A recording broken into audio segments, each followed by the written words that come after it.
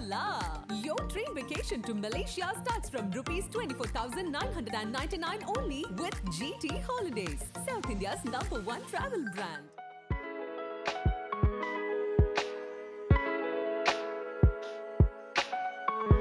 நல்ல cameraman director ஆகி ஆனால் டைரக்டர் கேமராமேனாக இருக்கும் போது சினிமாட்டோகிராஃபி நல்லா தான் வருது. டைரக்ஷன் காம்ப்ரமைஸ் ஆகிடும் சிவியராக. என்னை பொறுத்த வரைக்கும் when the actors come in, அவங்களுக்கு அது ஒரு ரியல் செட்டிங் மாதிரி இருக்கும். They should at some point they should feel they are really they should forget the they are not performing.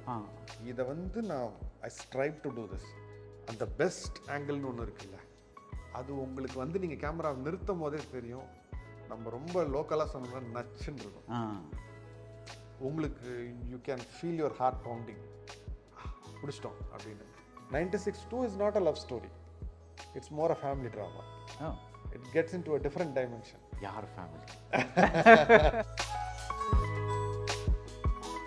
இனிவே நீங்கள் வந்து இதுக்கு முன்னாடி சொன்னீங்கல்ல, தட் இஸ் ஒருத்தவங்க வந்து ஒரு டீ வந்து 5 நிமிஷம் குடிச்சிட்டே இருப்பாங்க, அவங்க கண்ணு எங்கே போகும் தெரியாமல். I'm a big follower of Instagram page. I mean நீங்கள் அவ்வளோ அப்டேட் பண்ணுறது இல்லை, but I love the photographs that you post the. அதில் one photograph that I especially loved was, நீங்கள் வந்து ஜஸ்ட்டு #டீ #ஃப்ரெண்ட்ஸ்னு போட்டுட்டு ஒரு 4 கிளாஸ் டீ, அதுக்கு அடியில் ஒரு தட்டு. It's black and white photography if I remember correctly. அது வந்து அதில் கொஞ்சம் அந்த நுரை இருக்கும். அந்த and something about that photograph is so mesmerising. நீங்கள் சொன்னீங்கல்ல ஸ்னேக்ஸை பற்றி, அந்த மாதிரி. ஒரு quick crash course as a photographer, can you tell how do you appreciate a frame? First thing there should be an emotional connect. It need not be அந்த golden rule follow பண்ணி ரொம்ப ஒரு நெகட்டிவ் ஸ்பேஸ் இது அது ஒன்றுமே அதெல்லாம் ஒன்றுமே கிடையாது சார். நீங்கள் you see the best of national geographic photographs, அதில் ரூல்லாம் ஒன்றுமே இருக்காது.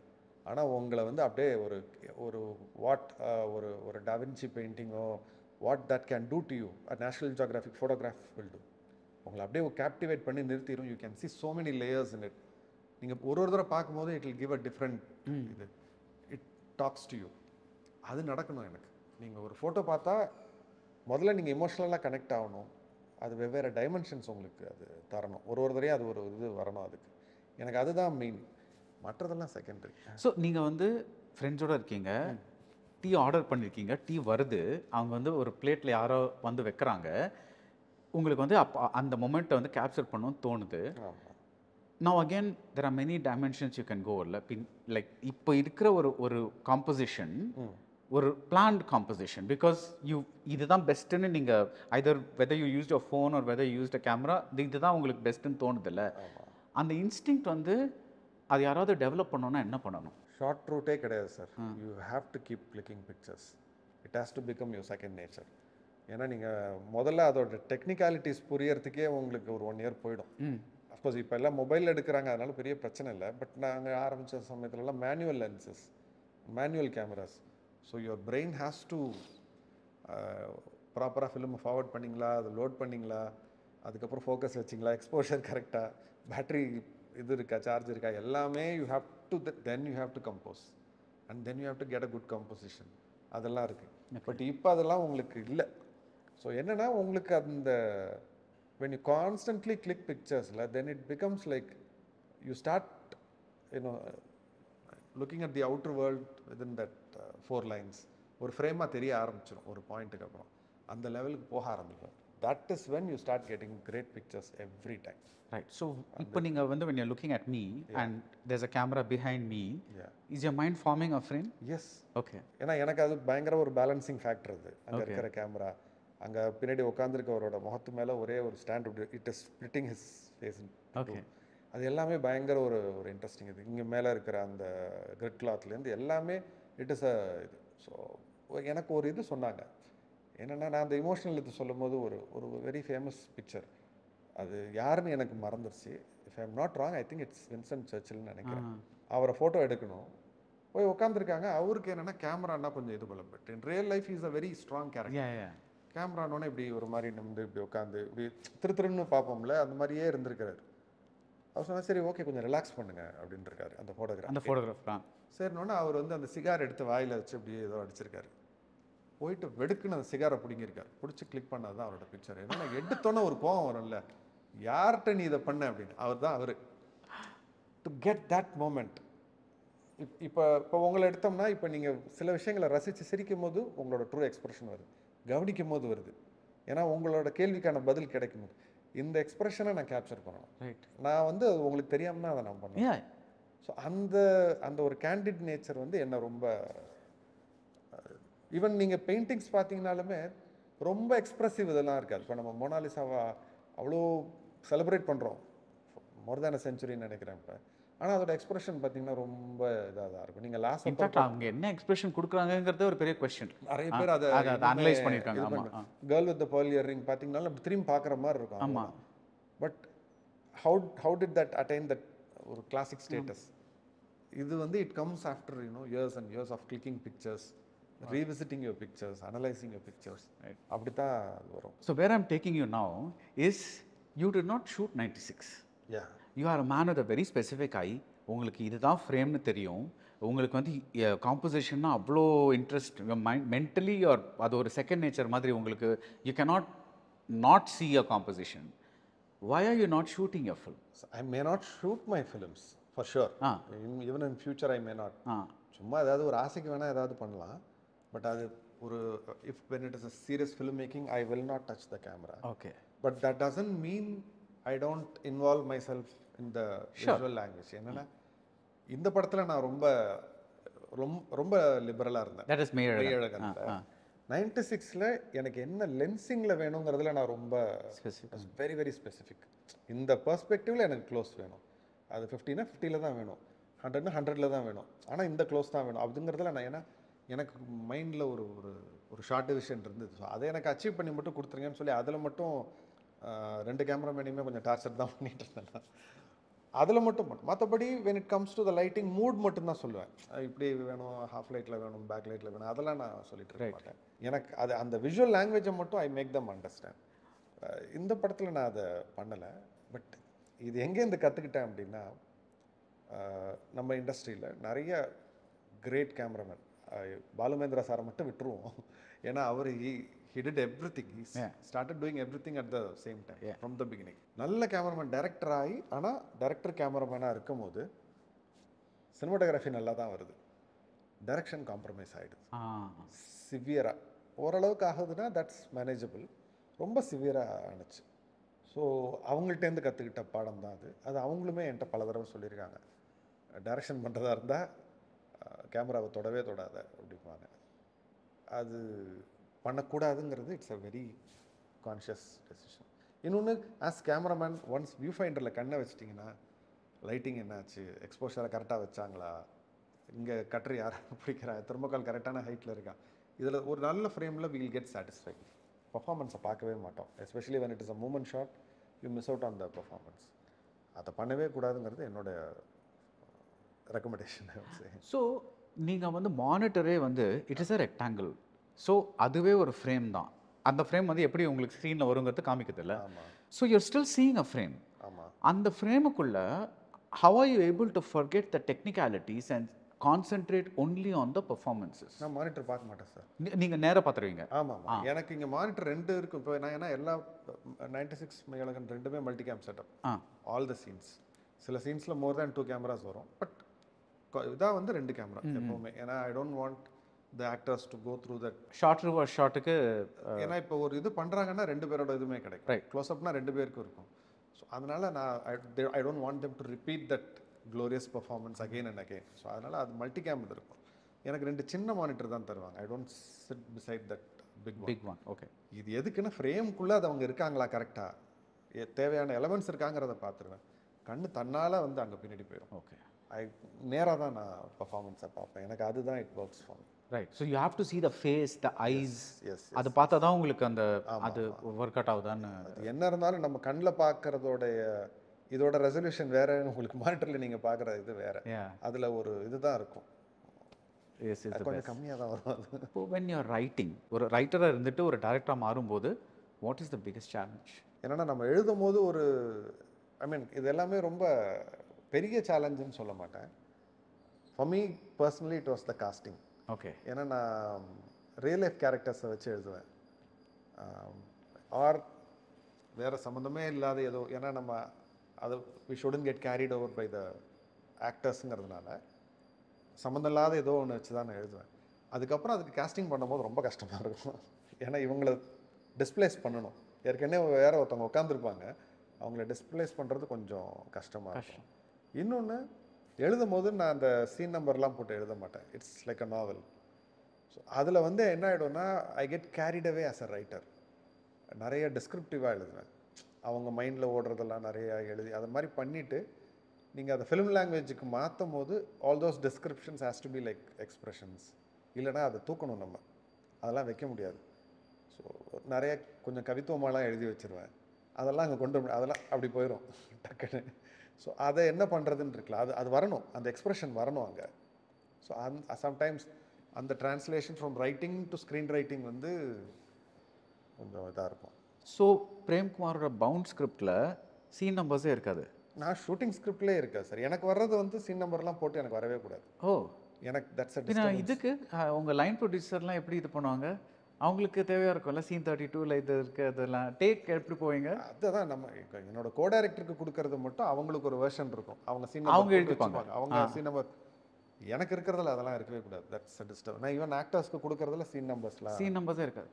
ஒரு ஃப்ளோ மாதிரி சீம்லெஸ் ரீடிங் வேணும் சார். அவங்க வந்து இதை வந்து ஸ்க்ரீனுக்கு படிக்கிறாங்கங்கிற தாட். பட் சீன் பிரேக் இருக்கும்ல? இருக்கும் சார். ஆனால் அதை நான் ரைட்டிங்லேயே அந்த டிரான்சிஷனை கொடுத்துருவேன்.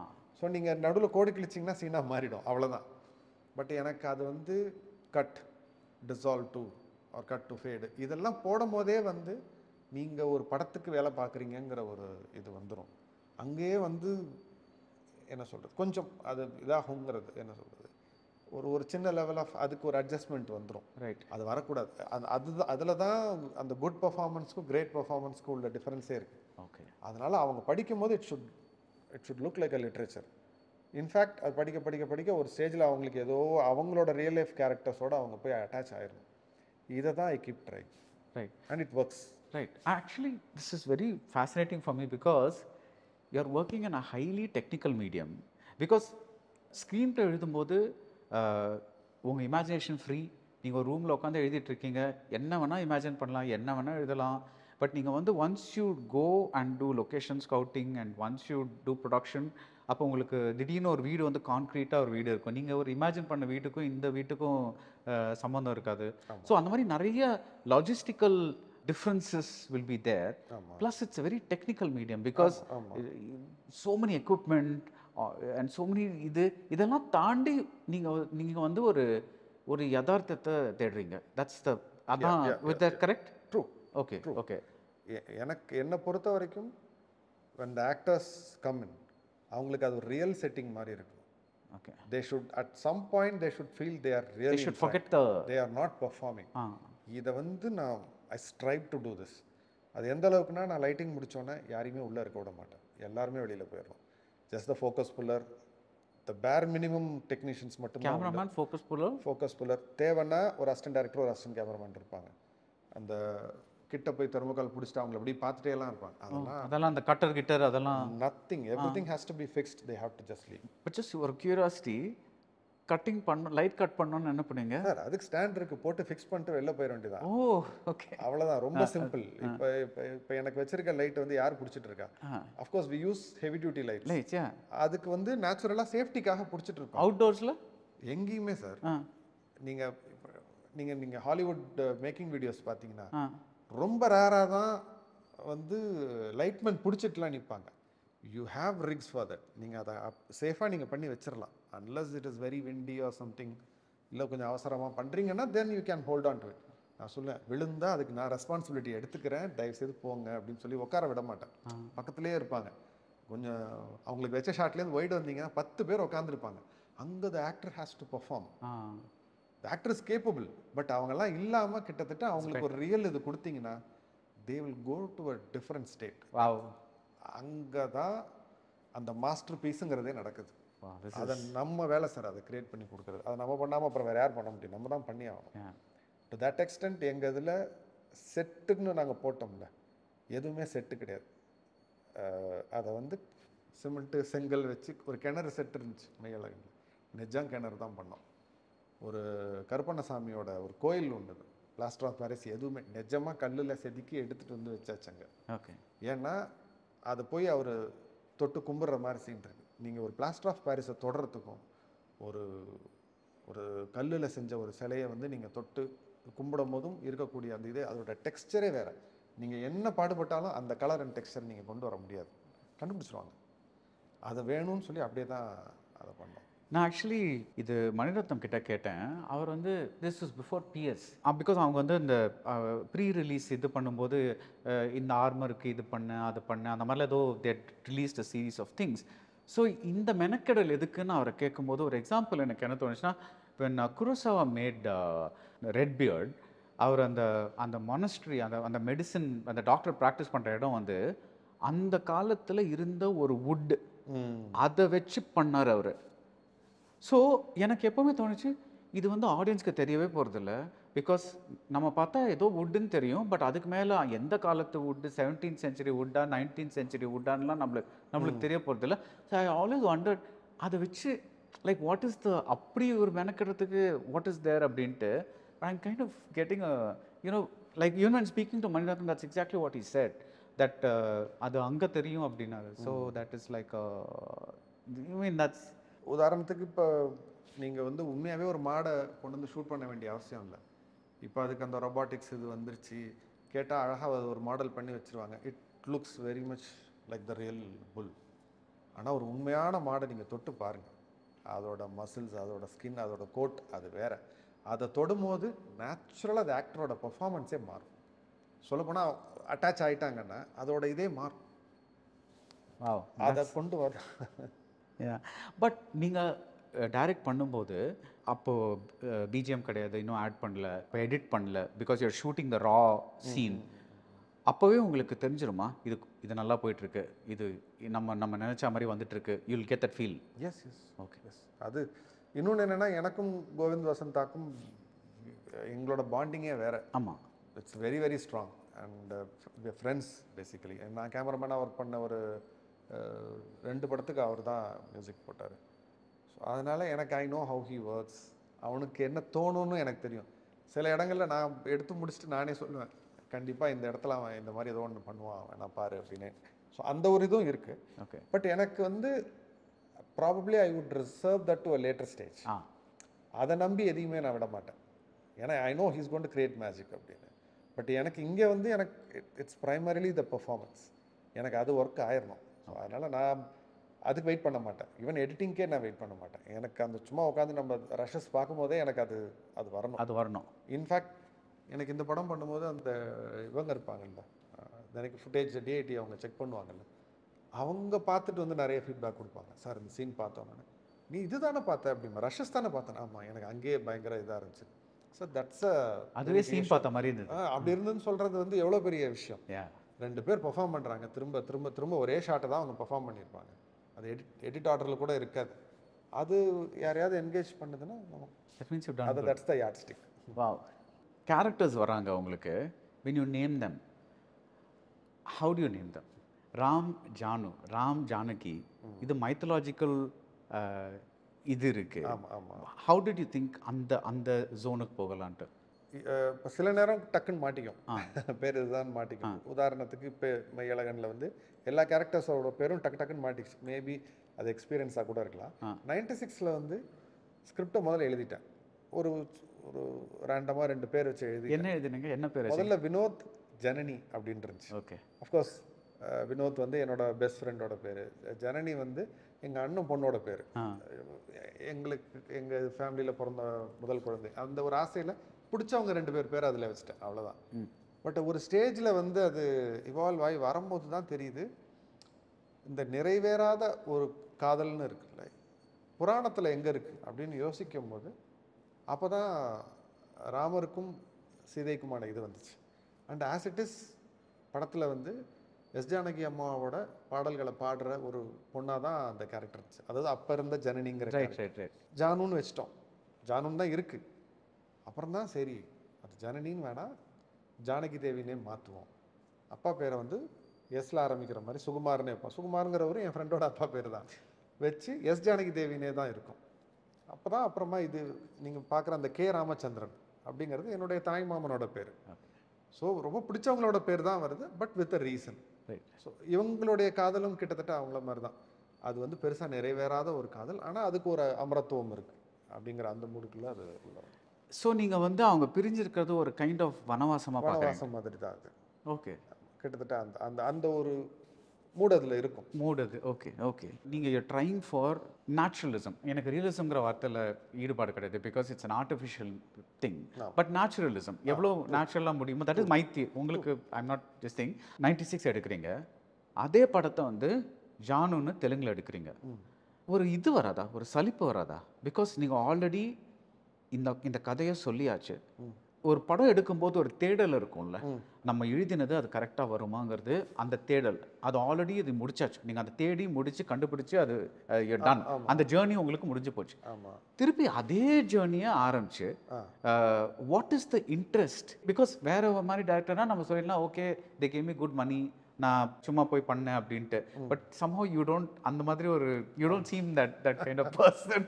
ஸோ வாட் அந்த ரீமேக்கில் உங்களுக்கு what is the motivating factor? எனக்கு மெயின் விஷயம் என்னன்னா, எனக்கு சினிமாவில் கிட்டத்தட்ட எல்லா வேலையும் நான் பார்த்துட்டேன் சார். பார்க்காத வேலைன்னு ஒன்று கிடையாது, எல்லாமே பண்ணிட்டேன். ஆனால் எனக்கு வராத வேலை, இன்ட்ரெஸ்ட்டும் இல்லாத ஒரு விஷயம் அதை நான் பண்ணுறதுக்கு என்னென்னா ஆக்டிங். அதனாலே எனக்கு ஆக்டர்ஸ் மேலே ஒரு பெரிய பிரமிப்பு உண்டு. எப்படி பண்ணுறாங்க இதை, எப்படி இவங்களால அதை ரிமோட் பண்ண முடியுது? இத்தனைக்கும் நம்ம தான் எழுதியிருப்போம், நம்ம எழுதின சீனை தான் பண்ணுவாங்க, ஆனால் அவங்க அதை நடிக்கும் போது பார்த்தா அப்படியே ஆசையாக இருக்கும். I love my actors. அதனால எனக்கு I thought it's another chance to relive these two characters. அந்த ஒரு ஆசை எனக்கு இருந்தது. அண்ட் அந்த ஆசை ஒரு மாதிரி ஃபுல்ஃபில் ஆச்சு. ஓகே. ஏன்னா those two were great actors. சமந்தாவாது எனக்கு தெரியும், ஏன்னா நம்ம தமிழில் அவங்க நடிச்சலாம். ஷர்வானந்த் படங்கள் நான் பார்த்ததில்லை. அண்ட் அவர் is a very interesting human being.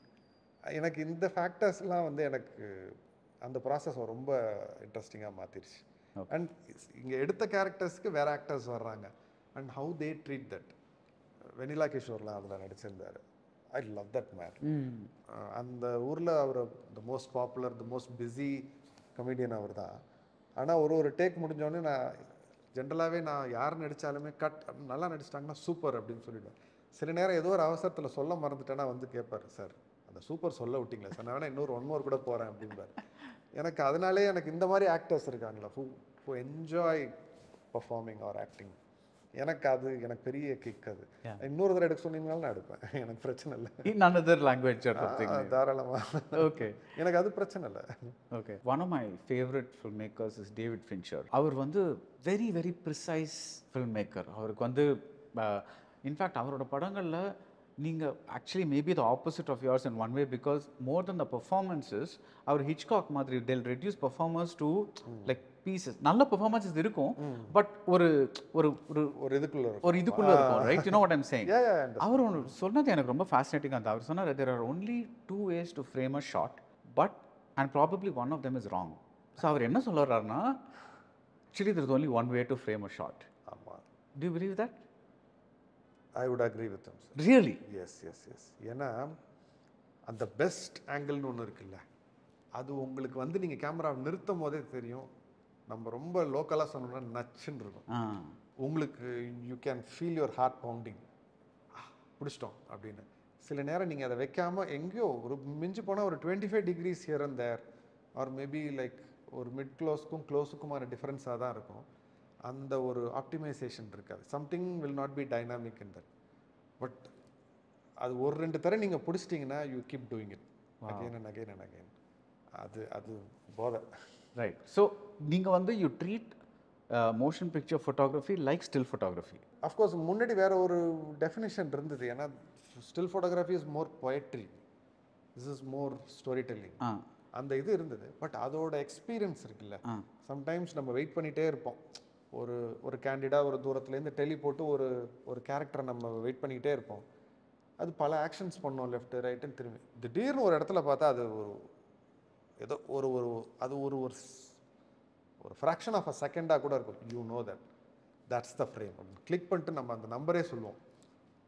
இந்த இந்த இந்த ஃப்ரேமில் இருக்குது, அதை அதை அதை பிரிண்ட் பண்ணுங்கன்னே நம்ம சொல்லுவோம். அந்த ட்ரைனிங் இருக்குல்ல, அது even with animals or birds, you know you have got that. அந்த இதில் இருக்குன்னே தெரியும், மார்க் பண்ணி கொடுப்போம். அது வந்து சம்டைம்ஸ் இதில் கிடைக்கும். அந்த அந்த வச்ச அந்த ஒரு ஆப்டிமம் இமேஜ் சைஸில் போய் அதை வைக்கும் போது அந்த லைட்டிங்லேருந்து கூடி வரும் ஒரு மாதிரி. Then you know you have got it. So I'm going to tell you a theory. நான் உங்களை மீட் பண்ணதே இல்லை, அன்றைக்கி ஒரு நாள் கேஷுவலாக மீட் பண்ணோம், but this is the first time you're talking. I'm going to tell you a theory. I think you're still a nature photographer. Of course. Or a wildlife photographer. Cinema is your jungle. And the characters are your snakes or whatever it is. நீங்க அவங்கள வந்து you're enclosing them in you're waiting with your camera and watching them, and when they do the thing that you want, you're capturing it. Correct? No, really, because இவ்வளோ அழகா சொல்றீங்க நீங்க.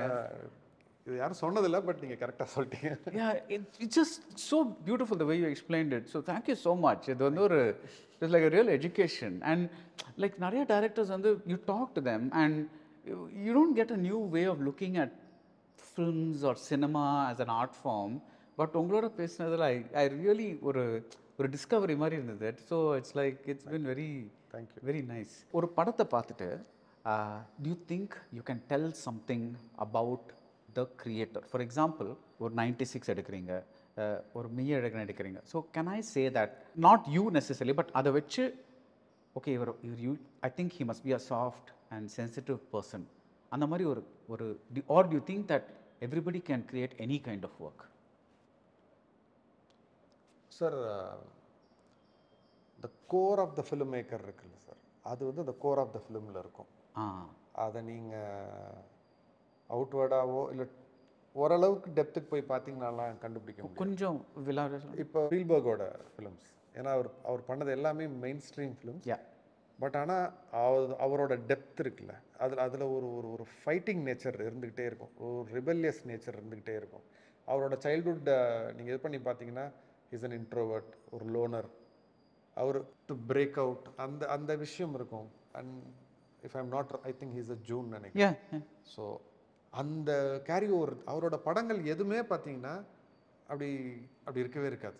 அந்த உள்ளுக்குள்ளே அந்த ஒரு ஃபைட்டர் இது இருந்துக்கிட்டே இருக்கும்.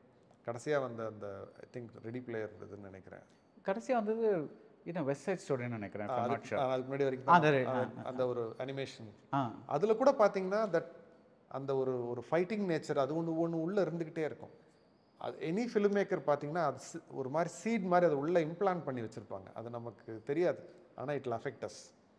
அது வரைக்கும் நம்ம இது பண்ணலாம். ஐ மீன் அன்லெஸ் லைக் இப்போ நான்லாம் வந்து அவரோட ஏர்லி டேஸ் ஃபிலிம்ஸ் இருக்குல்ல, அதெல்லாம் தான் பார்த்து அதுக்கப்புறம் தான் ஐ கேம் டு டியூவல். அதெல்லாம் அங்கேருந்து ஆரம்பித்து நான் அவர் தானே எனக்கு தெரியாது, போல்டர்கெய்ஸ்டில் ஒரு பார்ட் அவர் எடுத்துருக்காருன்னு நினைக்கிறேன். அதெல்லாம் பார்த்து அப்புறம் தான் நான் I'm arriving at Jurassic park. அப்போ தான் பேரை இது பண்ணுறோம். இப்போ இதுவும் அதே மாதிரி தான், கிட்டத்தட்ட கில்பில் வரும்போது தான் நான் அவரோட பேரை குவென்டின் டாரண்டினோங்கிற பேரை வந்து இவர் பேரை ஞாபகம் வச்சுக்கணும்னு நான் என்னோடய ப்ராசஸிங் புக்கில் எழுதிலாம் வச்சுருந்தேன். அவர் அதுக்கு முன்னாடி அவ்வளோ படம் எடுத்துட்டாருங்கிறது எனக்கு தெரியல. அது மாதிரி அது உள்ளே இருக்கும், அவங்களுடைய அந்த கோர் கண்டிப்பாக உள்ளே இருக்கும். ஆனால் எக்ஸ்ப்ளோரிங் டிஃப்ரெண்ட் இது வந்து it is a must. The dimensions will be different. எனக்கே அது நடந்துருச்சு. இப்போ நான் ரெண்டாவதாக நான் பண்ணணும்னு நினச்ச படம் it's an adventure survival drama.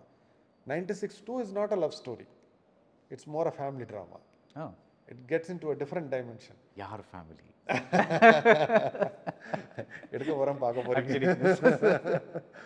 So அதனால அது மாறதான் செய்யும். But deep inside C for a pure cinema person நல்ல சினிமாக்காரர் மாதிரி பேசுறீங்க, அந்த மாதிரி இன்ட்ரீகா கொடுத்துட்டு விட்டுருங்க.